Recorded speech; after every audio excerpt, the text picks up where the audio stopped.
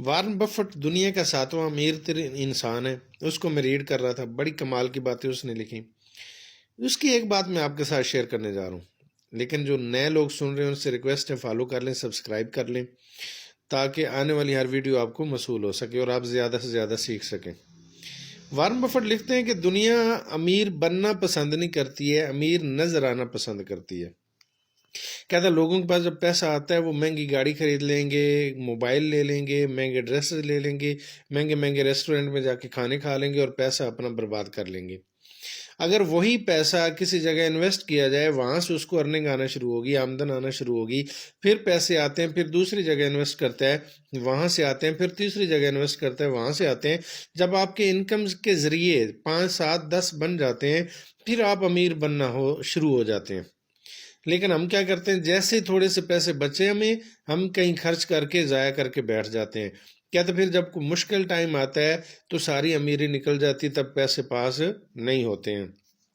تو کہتا امیر نظر آنا پسند نہ کرو، امیر بننا پسند کرو، پھر آپ مسلسل لگاتار امیر رہیں گے. کہتا ہے میں اس ٹائم دنیا کا 7واں امیر ترین انسان ہوں، لیکن میں آج بھی اس ٹاؤن میں، اس کالونی میں، سوسائٹی میں رہ رہا ہوں جہاں کوئی بھی رہ سکتا ہے. آج بھی وہی گاڑی میرے پاس ہے جو کوئی بھی لے سکتا ہے. میں 7واں امیر ترین انسان ہوں، میں پیسہ ضائع نہیں کرتا، میں پیسہ بزنس میں لگا رہا ہوں کیونکہ میں نے پہلا امیر ترین انسان بننا ہے.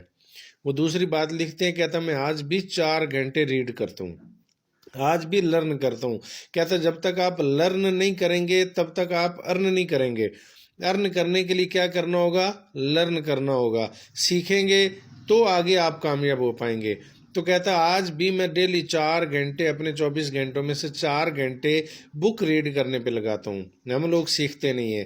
وہ اگلی بات جو لکھتے ہیں وہ کہتے ہیں کہ کامیاب ہونے کے لیے کامیابی والی جو صحیح ڈائریکشن ہوتی ہے اس میں جانا ہوتا ہے. ہم لوگ کیا کرتے ہیں، رائٹ میں جانا ہے تو ہم لیفٹ میں چلنا شروع ہو جاتے ہیں.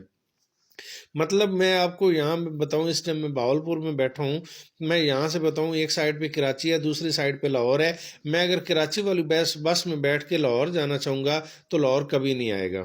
لاہور جانے کے لیے مجھے کیا کرنا پڑے گا؟ لاہور والی ڈائریکشن میں جانا پڑے گا. ہم کیا کرتے ہیں، ہم کامیابی لینا چاہتے ہیں لیکن ہم ڈائریکشن غلط پکڑ لیتے ہیں. یا پھر ہم غلطی کیا کرتے ہیں، ہم کو کامیاب پلیٹ فارم پہ محنت نہیں کرتے، صحیح جگہ پہ محنت نہیں کر رہے ہوتے. وہاں کام کر رہے ہیں جہاں سے آج تک کسی کو کامیابی نہیں ملی. جو کام پردادا نے کیا وہی دادا نے کیا، وہی ابو نے کیا، آج ہم بھی وہی کر رہے ہیں. 3 نسلیں پہلی چینج نہیں لا سکی، ہم کہاں سے چینج لے آئیں گے؟ ہمیں کوئی نیا کام کرنے کی ضرورت ہوتی ہے. ہم وہی پرانا کام پکڑ کے بیٹھ جاتے ہیں اور پھر ساری زندگی وہاں سے کچھ نکالنے کی کوشش کرتے ہیں.